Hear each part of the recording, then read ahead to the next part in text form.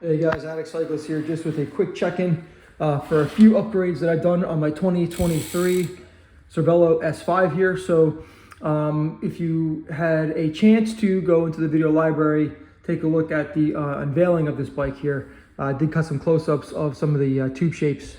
Didn't kind of go over the spec. There's a lot of spec on this in YouTube and obviously on a lot of the web pages that were done for reviews, but a few things that I've done already.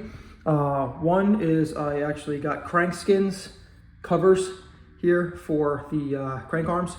So I got this one in a matte, so it can kind of match the matte crank arm here on the Ultegra 12 speed. Also, again, I installed my Dura-Ace pedals with the 4mm spindle extension built into it.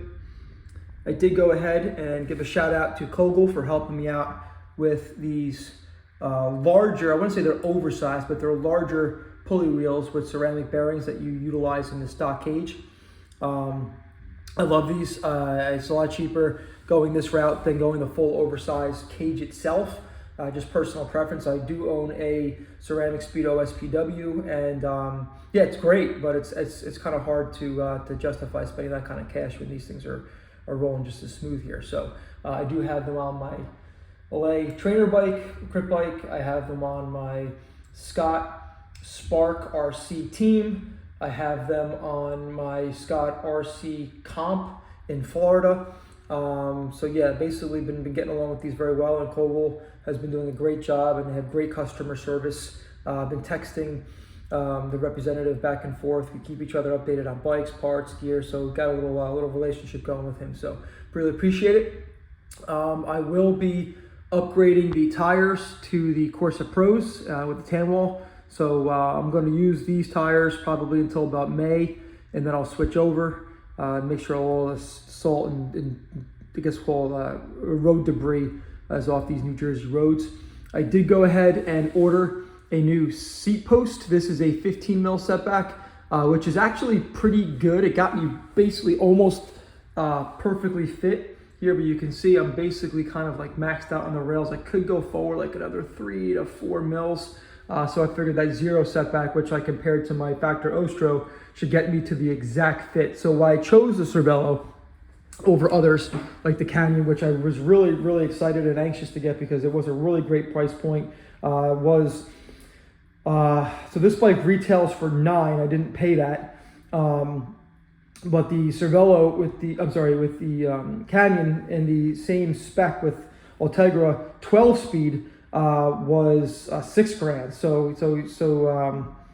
you know, pretty significant price differential here. But yeah, so the reason why I went with Cervelo is that if I'm going to take a gamble on the fit, so the Cervelo in 54 had the same stack, had the same reach, and the exact same top tube length as my Factor Ostro, and also the same handlebar width, right? And also the same stem length, which is 142. So what I like about the Factor is that it's basically the only brand that's allowing you to build your bike completely custom in terms of fit items, right? Bar length, stem, bar width, stem length, crank arm length, cassette size, tube type, tubeless tire, rim depth, setback seat, but I mean, like, you really, even go even further. You can go chain ring size. I mean, literally, it's one of the best probably platforms to own a bike. But when you get a bike, you know, that's kind of spec'd out from the factory without doing a frame up, you're kind of limited to what comes on the bike for that size. So with the Canyon, unfortunately, it was over 20 millimeters lower stack, and that had only 20 or 25 mil, not even, it was like 15 mils of spacing underneath the head tube, which this has 35. So I mean, I have a lot of room to play with once I get my fit dialed in here. But yeah, this is the reason why I kind of chose this bike. You know, I just figured if I'm going to gamble on a bike that I'm going to order, right? I ended up ordering this from Competitive Cyclist. So a huge shout out to Competitive for a phenomenal experience in ordering a bike from them. Great customer service. You know, they work with me a little bit, and you know, the beautiful part with working with Competitive is that basically they're building the bike, so you they actually send you a measurement sheet, which you have to take your measurements from your existing bike, or if you have them saved, you send it to them and they will build the bike in-house and they will ship it to you via freight, right? You do nothing. You don't even have to put the wheels on, the skewers in, the saddle on, the bars are straight. So basically it comes in a huge oversized box where you literally just pull this bike out as you see it out of the box. So it did take a couple little extra days for the freight and logistics because it's not as fast as UPS. But what you're getting is a bike that you can throw your leg over with as far as the saddle height, the fore and aft position on the saddle. They even measure the saddle differences if you've got one saddle versus another, so they take that into account.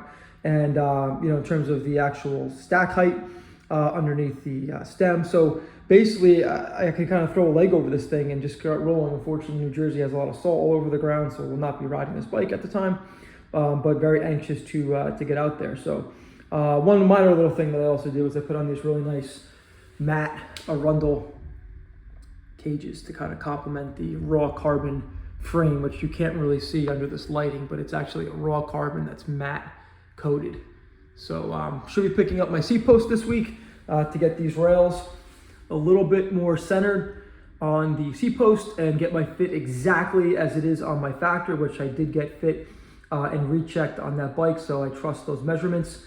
And yeah, super stoked to get rolling on this thing. So stay tuned for some additional upgrades. I have a few things that I'm not going to share until they're on the bike. And yeah, sounds good. Appreciate it, and appreciate the support. Thank you.